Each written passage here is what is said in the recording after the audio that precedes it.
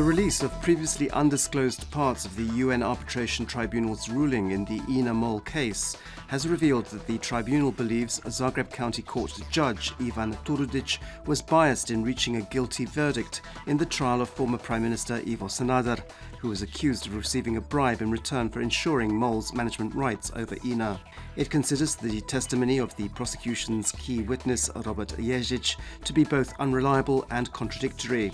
It also finds it suspicious that Ježić was never forced to return the €5 million, which was alleged to be bribe money for Sanader.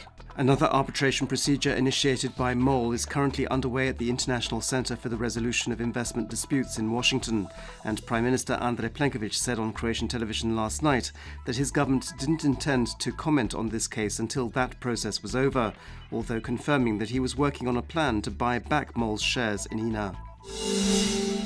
In neighbouring Slovenia, the second round of presidential elections are being held. These are the sixth such elections to be held in that country since its independence.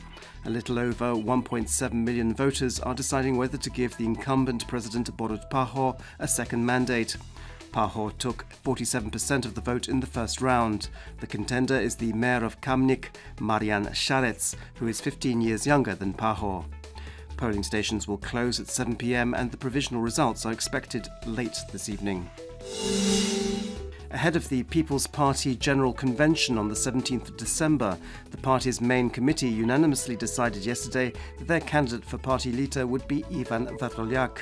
Vrdoljak resigned from this position after instigating the party's political U-turn, which resulted in the HNS joining the Plenković government as its junior coalition partner. Vrdoljak said yesterday that the decision to form this coalition had been the only rational one for the country, and that there was no chance now of the HNS rejoining the opposition.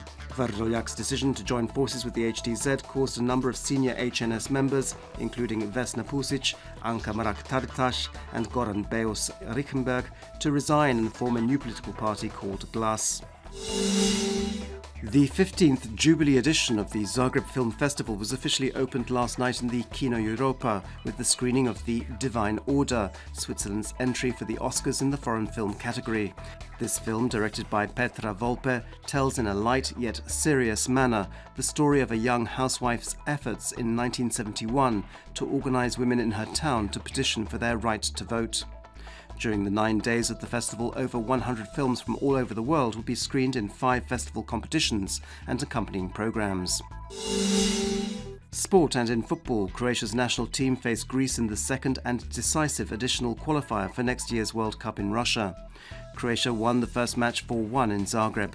Tonight's match in Athens kicks off at 8:45 p.m. and there is live coverage on Croatian television's first programme. And in handball, PPT Zagreb were defeated by the current European champions Vardar of Macedonia last night in the 7th round of the Champions League. The score was 23-29. PPT Zagreb have yet to win a game this season in this competition. This afternoon's forecast calls for mainly cloudy weather with a few sunny periods in places. There'll be rain in places, mainly in coastal regions, especially towards the end of the day. There'll be a light to moderate southeasterly yugo and southerly wind on the coast during the day, which will strengthen towards the evening. Highest daily temperatures will be between 11 and 17 degrees Celsius, a little higher along some parts of the coast. The next few days inland will be considerably colder.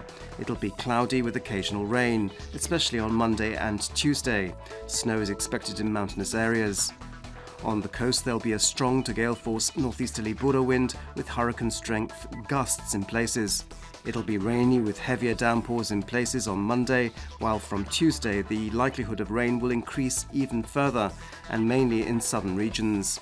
It will also become colder, especially along the northern coast.